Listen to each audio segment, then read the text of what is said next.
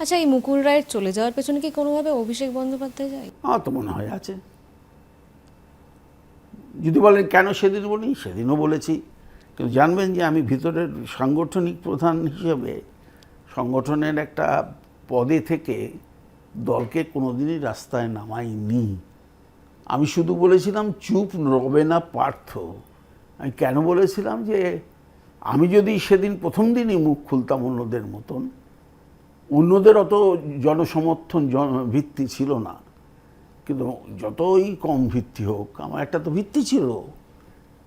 সাধারণ গ্রামে গ্রামে কর্মীরা, শুভানুধ্যায়ীরা, তারা বিপদগ্রস্ত, তাদের কথা ভেবেছি। এবারও বলছি যে নির্বাচনে না দাঁড়ানো, অনেকে বলে দেয়নি, কিন্তু নির্বাচনে না দাঁড়ানোর কথা আমি জানিয়েছিলাম দলকে। আমি দলকে বলেছিলাম সাসপেনশনের একটা চিঠি আমাকে দাও, আমি উত্তর দিই কি কি কি লেখা আছে, কি কারণে সাসপেন্ড। আমি দলকে বিড়ম্বনায় কোনোদিনও ফেলিনি। আমি যদি সেদিন এগুলো করতাম বা নির্বাচনে দাঁড়িয়ে এটা করতাম, তাহলে দল নয়, সাধারণ কর্মীরা, আমার পুরনো দিনের সতীর্থরা, তারা বিপদগ্রস্ত হতো, তারা বিড়ম্বনায় পড়তো আর বলতো পার্থ এত স্বার্থপর। আমি স্বার্থ দেখিনি, আমার নাম পার্থ, আমি স্বার্থ দেখি না। তো সুতরাং আমি সেই জন্য বলিনি। কিন্তু আজকে তো আর কিছু নেই, আজকে তো ফ্রি বার্ড।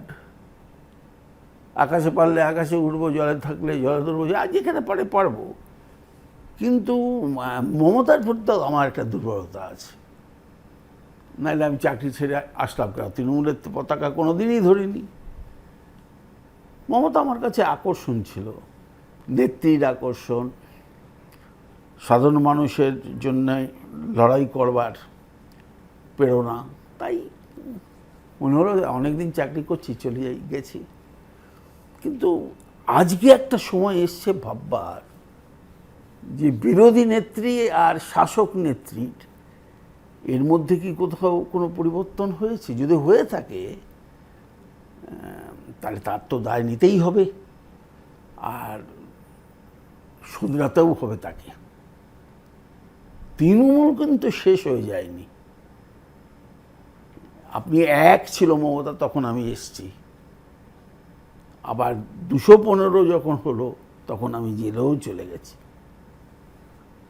তো আমি মনে করি না যে আত্মবিশ্লেষণ না করে যদি আমরা হাঁটি, আর আমরা যদি মনে করি যে আমার আগের তেজ আর আগের চরিত্র, তাকে আমাকে বাংলার মানুষ সহজে গ্রহণ করবে, এটা বোধহয় ভুল হবে। আমার যেখানে যেখানে ভুল হয়েছে স্বীকার করে নিতে হবে, এটা আমার ভুল। ধরুন আমি যদি আমার পুত্রসম অভিষেকের জায়গায় থাকতাম, তাহলে আমি গিয়ে দিদিকে গিয়ে বলতাম যে পিসি দেখো, তুমি দল আমায় দায়িত্ব দিয়েছিল, আমি পারিনি, এই আমার দলীয় পদত্যাগ। That would have been a great job. সে তো কেউ না উঠে দাঁড়িয়ে সবাই সমর্থন করো, খুব কেটেছে। আরে কারখানার দারোয়ানটাও সবচেয়ে বেশি সময় টাইম দেয় রক্ষণাবেক্ষণে, কিন্তু পরিচালনাটা তো দারোয়ান করে না।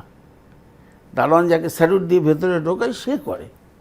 এই পার্থক্যটাও যদি এখনও আমরা না বুঝতে পারি, এখনও আমরা যদি আমাদের অহংবোধ আর দৃঢ়তার সঙ্গে অসত্যকে সত্য বলাবার চেষ্টা করি, তাহলে বোধহয় মানুষ সেটা ভালো চোখে দেখবে না।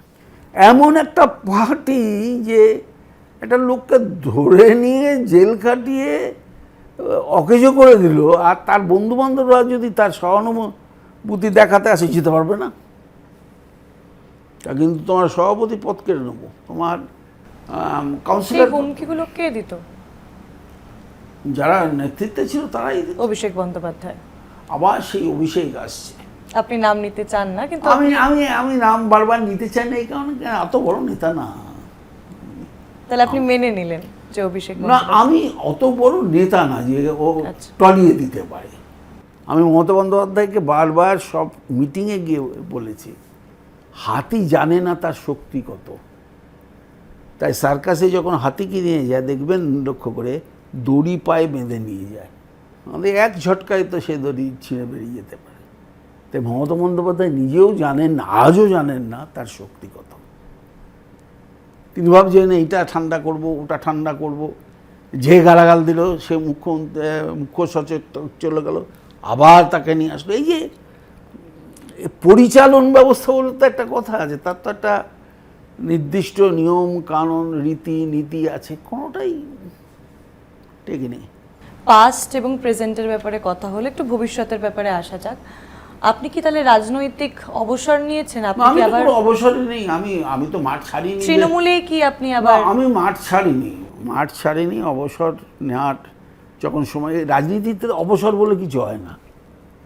আমরা বলতাম না, কমিউনিস্ট পার্টিকে দেখে বলতাম যে সার্ভিস টিল ডেথ, এসটিডি, তখন এসটিডি ছিল তো ফোনে, তা সেটাকে নকল করে আমি বলতাম যে সার্ভিস টিল ডেথ, অর্থাৎ মৃত্যুদিন পর্যন্ত আমি ওইখানে আছি। ওটা কমিউনিস্ট পার্টির একটা ভিত্তির উপরে করে হয়েছিল। আঞ্চলিক দলে আর এসটিডি বলে কিছু থাকবে না। আচ্ছা, অভিষেকের বিরুদ্ধে মানে কথা বললেই জেল যাত্রা? না, অভিষেকের কথা বললেই দলে বিরুদ্ধে থেকে দলের অভিষেক তো এসছে, ক্ষমতাবান হয়েছে তো 19 থেকে ক্ষমতাবান হয়েছে। তার আগে তো অনেকেরই রিয়েলটেল হয়েছে। আমি বলছি কি, সবাই মিলে অভিষেক বলছেন কেন? আমি এটাই একটা জিজ্ঞাসা করছি। অভিষেক তো আমিই তো বলছি, হ্যাঁ, কিন্তু অভিষেককে অভিষেক করার পেছনে কি দিদির কি কোনো হাত নেই? না রে, হেরে গিয়েও তো দিদিই বলছে, আমি আর টিভিতে দেখেছি, আমি তো আর জানি না, ভেতরে ছিলামও না। এ সবাই উঠে দাঁড়ান, অভিষেক বন্দ্যোপাধ্যায় হার্ডওয়ার্ক করেছে। কিসের হার্ডওয়ার্ক করলো? 215 দলটাকে 80-তে নামিয়ে দিয়ে বলছেন হার্ডওয়ার্ক করলো। যা ছবি আপনাদের দেখি এই ইউটিউবে ছবি টবিগুলো দেয় তো, কারা কোথায় বসে আছে, একই জায়গায় তো বসে আছে, কোথায় কি হলো? আমি বলবো যে আমি দিদিকে যদি ভালোবাসি, আমি যদি দলকে ভালোবাসি, তাহলে আমার দায়িত্ব আমি চেষ্টা করেছিলাম, কিন্তু আমার নেতৃত্বের দায়িত্ব মানুষ গ্রহণ করেনি। এটা তো স্বাভাবিক। এটা করলে অনেক মহৎ কাজ হতো।